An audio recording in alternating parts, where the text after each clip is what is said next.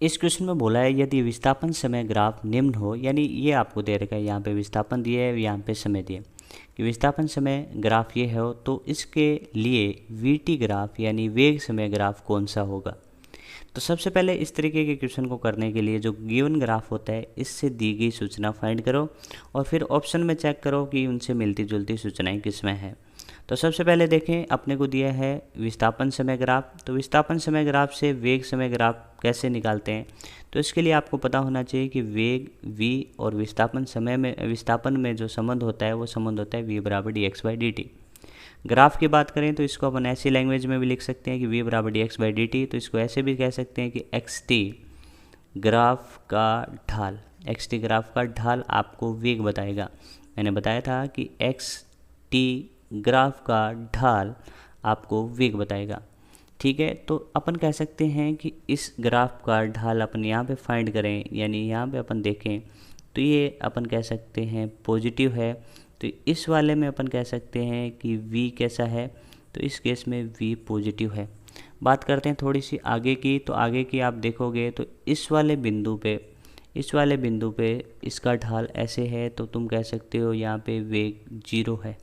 बात करें आगे वाले बिंदु पे थोड़ी सी, तो यहाँ पे अपन कह सकते हैं, देखिए कि इस वाले बिंदु पे अपन वेग फाइंड करना चाहें तो तुम कह सकते हो इसका ढाल होगा ऐसे, और ये ढाल तो नेगेटिव है, तो ढाल नेगेटिव होने से v भी कैसा होगा, नेगेटिव होगा।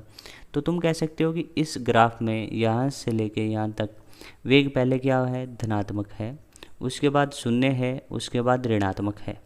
तो सबसे पहले जो गिवन ग्राफ हैं उसमें देखें कि वेग धनात्मक किस में है, वो उत्तर सही होने के चांसेस है। तो तुम कह सकते हो ग्राफ नंबर 2 में वेग ऋणात्मक है या धनात्मक।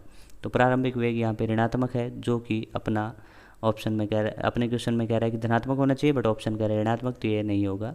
इसी तरीके से इसमें भी नेगेटिव है, तो ये भी नहीं होगा। अब रेस में है ये 2, इनमें से एक सही होगा। तो तुम कह सकते हो कि इस ग्राफ में स्टार्टिंग में देखिए वेग यहाँ पे धनात्मक है, बढ़ रहा है, उसके बाद मैक्सिमम हुआ और उसके बाद 0 हुआ। लेकिन अपन कह सकते हैं कि वेग पहले पॉजिटिव है, उसके बाद 0 है और उसके बाद नेगेटिव है। तो अपन कह सकते हैं यहाँ पे वेग पॉजिटिव है, यहाँ पे 0 है और यहाँ पे नेगेटिव है। तो ऑप्शन नंबर फर्स्ट यहाँ पे सेटिस्फाई करता है। या फिर कह सकते हैं कि ये ग्राफ जो है वो ग्राफ किसका है, ऊर्ध्वाधर गति के अधीन गति का है। तो उस केस में अपन कह सकते हैं a का मान क्या होता है, -g। तो अपन कह सकते हैं कि वो ग्राफ सही होगा जिसमें a का मान नेगेटिव आए। तो अपन कह सकते हैं कि a बराबर क्या होता है, dv/dt। तो तुम कह सकते हो vt वक्र है उसका ढाल ऋणात्मक होगा, तो ये भी ऋणात्मक होगा।